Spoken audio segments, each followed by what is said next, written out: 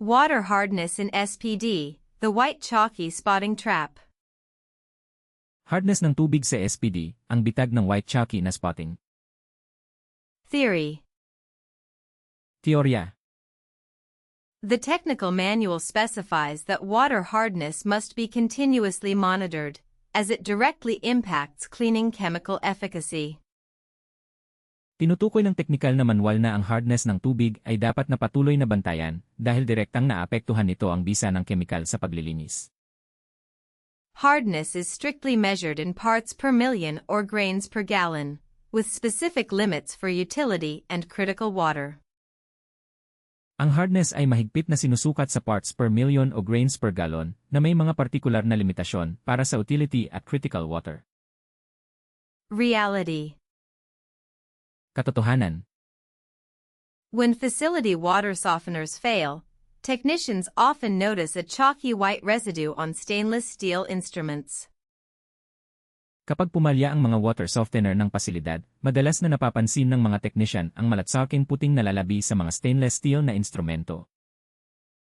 Instead of calling engineering to fix the water hardness, they waste hours manually scrubbing off the scale with abrasive pads, severely damaging the passivation layer. Sa halip na tumawag sa engineering para ayusin ang hardness ng tubig, nagsasayang sila ng mga oras sa manumanong pagkayod sa kaliskis gamit ang mga magaspang na pad na matinding sumisira sa passivation layer. Exam strategy. Diskarte sa pagsusulit. You must clearly distinguish between water hardness issues and chloride issues. Dapat mong malinaw na matukoy ang pagkakaiba sa pagitan ng mga issue sa hardness ng tubig at mga issue sa chloride. If a question describes white, chalky spotting, the correct answer is water hardness. Kung inilalarawan ng isang tanong ang puti, malatsarking spotting, ang tamang sagot ay hardness ng tubig. If the question describes pitting or rust, the correct answer is high chlorides. Kung ang tanong ay naglalarawan ng pagkapited o kalawang, ang tamang sagot ay mataas na mga chloride. Core logic. Pangunahing lohika.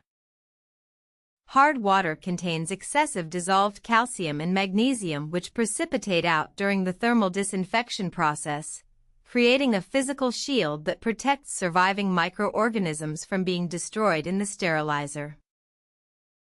Ang matigas na tubig ay naglalaman ng labis na natunaw na calcium at magnesium na namumuo sa panahon ng proseso ng thermal disinfection, na lumilikha ng isang pisikal na kalasag na nagpoprotekta sa mga nabubuhay na microorganism mula sa pagkasira sa sterilizer.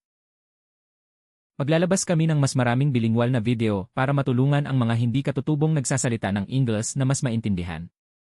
Mag-subscribe sa channel para mapabilis ang iyong certification journey. Ipagpatuloy ang pagsisikap.